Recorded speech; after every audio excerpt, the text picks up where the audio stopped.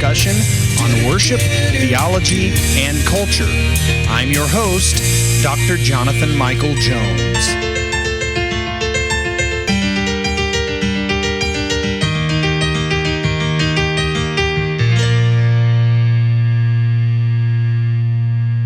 Hello, everyone, and welcome to the Act of Worship podcast. This is Dr. Jonathan Michael Jones, and today I'm going to be discussing a cultural topic. I don't do this as often as I would like.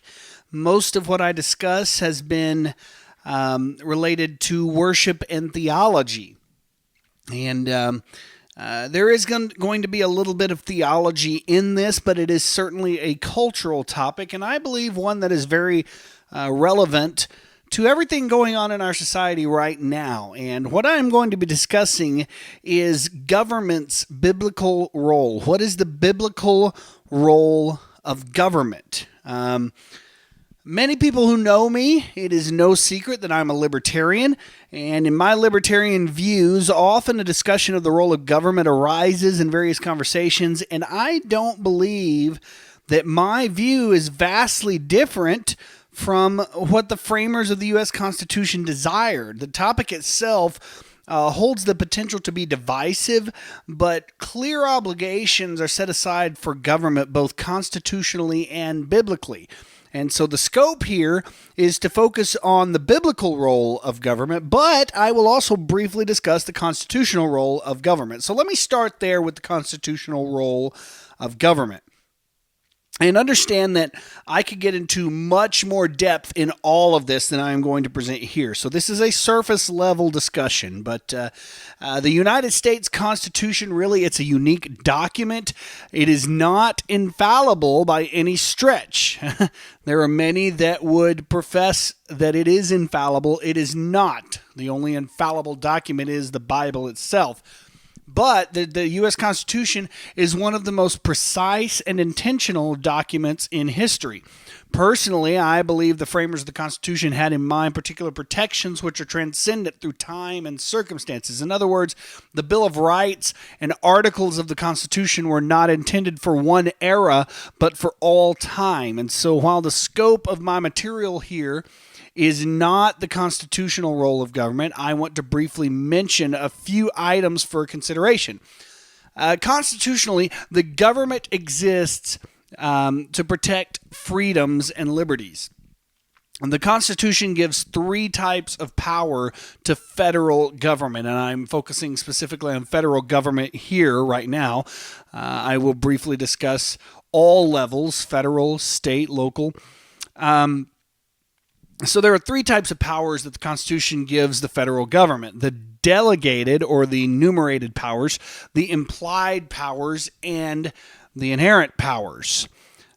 These powers are discussed in Article 1, Section 8 of the Constitution, if you want to go and look at that. I have a pocket copy of the Constitution that I carry around with me, so I can look up this stuff really at any time. Included in the delegated powers are the power to coin money, to regulate commerce, to declare war, and to maintain armed forces. The implied powers are not explicitly stated in the Constitution, but they're inferred from what is, quote, necessary and proper, end quote. That's in Article 1, Section 8 as well. And then the inerrant powers are not specifically listed in the text of the Constitution, but they are derived from the fundamental necessity for a federal government. And so while these matters can be discussed in incredible detail, suffice it to say that the constitutional role of government, with state and municipal governments stemming from what is not granted to the federal government, is the protection of citizens' liberties and freedoms. And seemingly, American government has grown massively and has become an entity that has reached far beyond the bounds of its constitutional role. But its foundational purpose for existence is to protect the liberties and the freedoms of people. So that's the surface level of the constitutional role. Let me get into the biblical role. That's where my focus lies here today. The scope of the material here is the biblical role of government. And while much of what's mentioned relates to federal government, these elements apply also to both state and municipal governments. Scripture does not necessarily distinguish between the three, but in an overarching sense, the model for government should be applied to all forms. And so someone might suggest, and I would suggest, that governments should not be theocratic. There are people that would suggest that the biblical model for government is one of a theocratic variety. But this claim it does hold some weight for those that are Bible-believing Christians, but I believe that biblical theocracies only existed by God's allowance, not necessarily because God himself demands such. An entire nation that honors God is to be commended, but morality should never be legislated, because if it is, it's not true morality at all. And so I suggest 4 underlying biblical roles of government: protection, justice, equality, and order. So protection. The clearest biblical role of government is the protection of its citizens. Paul discusses the power of the sword in Romans 13:4. The plainest example of this is the waging of war. Solomon confesses that there is a time for war in Ecclesiastes 3:8. And since Paul instructs believers to be at peace with all men if possible in Romans 12:18, the implication is that war should be avoided as much as possible, but also that it is not always possible to do so. So biblical models of government reveal a role that centers around the protection of its citizens. And a government that does not protect its citizens is an unjust government, and one which dishonors God. And while modern societies attempt to grant numerous other roles to government, the most foundational role is protection. The second biblical role here is justice. And in a strikingly connected manner, justice is the second primary role of government, connected specifically to protection. Scripture makes it clear that governors are sent by God to punish those who do evil and to praise those who do good, 1 Peter 2:14. Paul also contends that governmental authorities carry out God's wrath on the wrongdoer, Romans 13:4. An inference from these biblical texts is that civilian citizens should not execute legal justice themselves, because vengeance belongs to God alone, Deuteronomy 32:35. However, sometimes God's vengeance is employed through government. Everyone is held accountable. God's plan for holding people accountable on this earth is through the process of government. Even on a large scale, government is called to execute justice among its people. If a nation is attacked or wronged, it is government's responsibility to issue justice toward those who have wronged its people. An unjust government will be severely disciplined by God, and so the role of justice should be taken seriously by every level of government.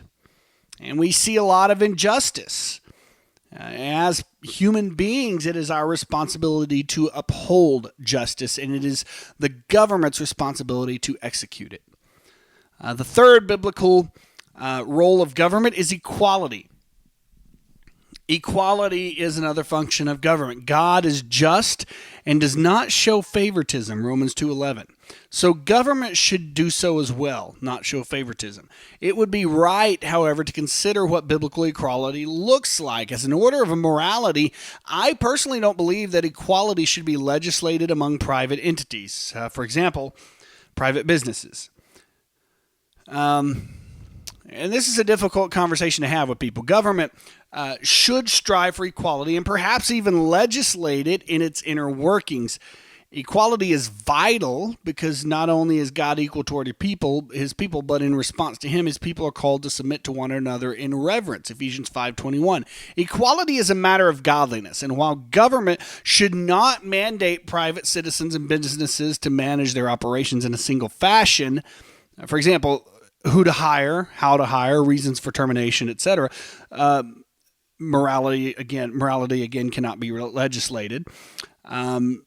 Government should play a crucial role in the protection of human rights and equal opportunity.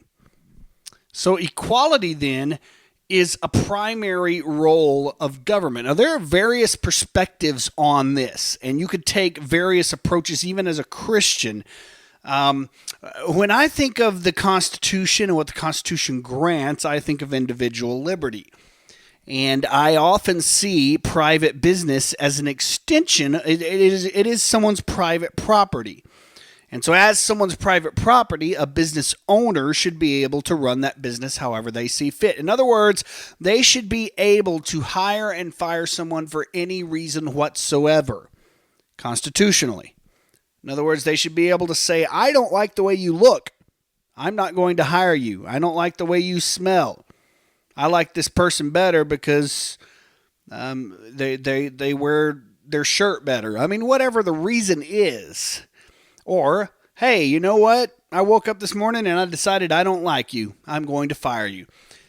As an extension, as someone's private business, they should be able to do that. I am not saying that is morally okay, that that's morally right. In fact, I would say quite the opposite. It is morally wrong, but government should not legislate morality. And I don't know where we got to the point where we think the government can place laws on private business owners and their hiring and firing practices. A business does not exist to give people jobs. A business exists to make the owner money. Or perhaps maybe another reason, but it's up to the owner. It's not up to the employees. And if those employees don't like it, or if they get terminated for any reason, go find another job for a better employer who perhaps will not treat them unequally. Now, when it comes to government inner workings, when it comes to government entities, the hiring and firing, that should be done with equality. And morally speaking, I think private business should as well. But constitutionally, it is not required. But we are talking about biblical here. And I do believe that even biblically, that morality should not be legislated. And so when we're talking about equality, a government should not legislate equality, but should allow people to make that decision on their own. So the fourth role of government is order. Government's role is order. God is a God of order rather than confusion. 1 Corinthians 14:33. Scripture is replete with references to order, self-control, and peace, and part of government's role is to manage society in such a way that order is the result. While Paul's instructions in 1 Corinthians 14 are related to order in corporate worship, because God is a God of order, a good and functioning society should be so also. Without order, there's chaos and godlessness. I identify as a libertarian, but I'm often astounded by how many people link libertarian views to anarchy. I do not know a single libertarian who supports anarchy, yet we all support the most limited government possible while still advocating for a government which manages a society of order. Biblically, government's responsibility is to order a people justly and rightly. So, in conclusion, an overreaching government, no matter how good the intentions may be, is unconstitutional and unbiblical. What I mean by this is that while theocracy certainly exists in the Bible, God's plan is never to legislate morality. Simply because a biblical society, in other words, a society or a people in the Bible does something, does not mean that the act itself is biblical or right. The material here that I've presented doesn't argue for theocracy. In fact, quite the opposite. It is God, nevertheless, who ultimately executes perfect judgment. He's ordained government as an extension of his justice, but it is his justice alone that reigns supreme. Isaiah 33:22 says, "For the Lord is our judge, the Lord is our lawgiver, the Lord is our king, he will save us." And we would do well to remember that. The both constitutional and biblical roles of government extend then from its God-ordained function, whether in a society which honors God or not. Consider the Apostle Paul. He instructed believers to be subject to the governing authorities in a godless society which killed Christians. Even then, God had positioned leaders who did not exist apart from him, and he does so today. And in these circumstances, the government certainly is overreaching. And I dare suggest, in fact, that government which extends its reach beyond the bounds of its constitutional and biblical roles, no matter how good the intentions may be, is actually unconstitutional and unbiblical. So here's an example. And this is not a popular opinion, but there are many libertarians who see this. Nowhere in the Bible or in the United States Constitution does it say that education is a government responsibility. Yet somehow we have placed that responsibility on government. In fact, in the Bible, anytime you see something about training a child, raising a child, making sure that child becomes a productive adult, education, in other words, it is related to the parents. It is a parental responsibility. And certainly I believe parents can partner, make sure they choose the right partners. I have no problem with education. I am incredibly educated. I have absolutely no problem with it. But for us to say that it is the government's responsibility is false. There are state constitutions which mandate educational roles, but the U.S. Constitution doesn't grant that to government, doesn't give that responsibility to government because it's not. And so anytime people say that is a government responsibility, that is an overreach in my opinion. And perspectives on what overreach looks like vary, but overreach is possible and it certainly occurs. The overarching roles presented here, the large roles I've given for government, offer the fundamental purposes of government, which should be considered and employed for the good of people. And so hopefully this has helped. Again, this is surface level. We could dig so deep into this. What are the biblical roles of government? And I briefly covered the constitutional roles, but really wanted to focus on the biblical roles of government. Why does government exist? There are three primary institutions that God has ordained on this planet: the government, the church, and marriage, the family. These are good institutions. And so why does the government exist? What's the biblical role? And hopefully this has clarified several things and maybe even opened your eyes to some things. So I hope this has been helpful. And I thank you for listening today to the Active Worship Podcast. This is Dr. Jonathan Michael Jones.